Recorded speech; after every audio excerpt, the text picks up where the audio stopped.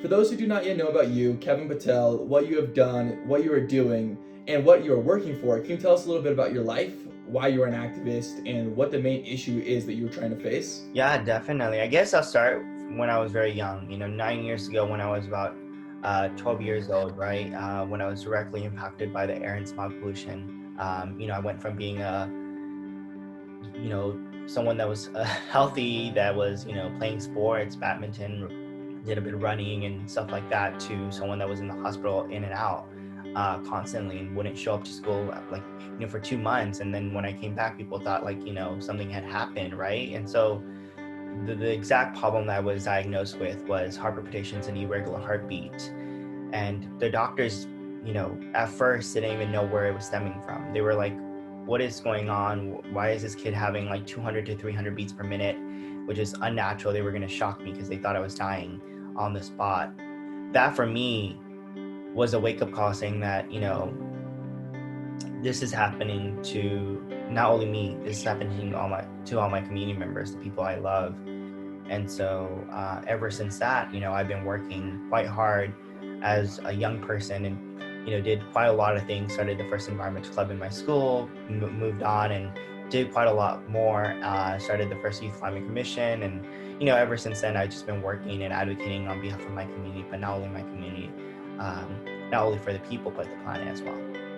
My community, in a sense, is a sacrifice zone because we don't get the resources or investment within our community to really, overcome these injustices and inequalities. And so the way I'm directly impacted by the sacrifice zone is because, these resources and these, funding to solve these inequalities and injustices that are happening to my community, I'm left to, face the brunt of the issues. It all has to do with greed. I think these fossil fuel industries understand that we as a community, when we get into sacrifice zones and how we're not getting resources or nor the funding to fight these things, that's the reason why the fossil fuel industry targets us, because it's so easy to come into these communities, drill for oil, drill for gas, whatever it may be, and drill for fossil fuels, but not face the repercussions from the community itself because we're going to fight back, right? And the reason why you don't see oil wells in affluent rich areas, you don't see it in Beverly Hills, you don't see it in these affluent areas where they can fight back, they have the money to fight back, right? And so that in itself is just like, you're seeing these inequalities and you're seeing these injustices that are happening to our communities, and it's just so inhumane. Like you would not believe it, like how devastating this is. Intersectional environmentalism means a lot, but it's the interconnectedness of how all these issues and injustices that are happening to our people are interconnected and are perpetrated by the same systems that are, put in place that are benefiting, affluent white people and or just affluent people in general, right?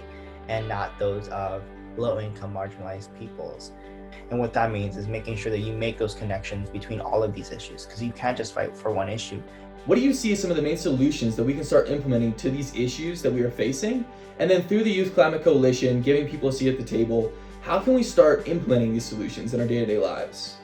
As an individual, is acknowledging all these injustices and inequalities so that you're able to really self-analyze what's happening within your own community, and then you'll be able to act upon it. And then if you come from privilege, amplify unheard voices. There are many unheard voices within your community that are being affected and being, these issues are perpetrating even more within their lives. And then unlearn and learn. I think one of the key things I always say is to unlearn what you have learned in the past about what this movement means, because it's definitely something that we need to evolve into being more intersectional, and then act upon it, right? How there's many things that we as individuals can act upon it. We can take systematic action, we can take individual action. What advice can you give to people who are searching for their juice and are not yet sure how to find it?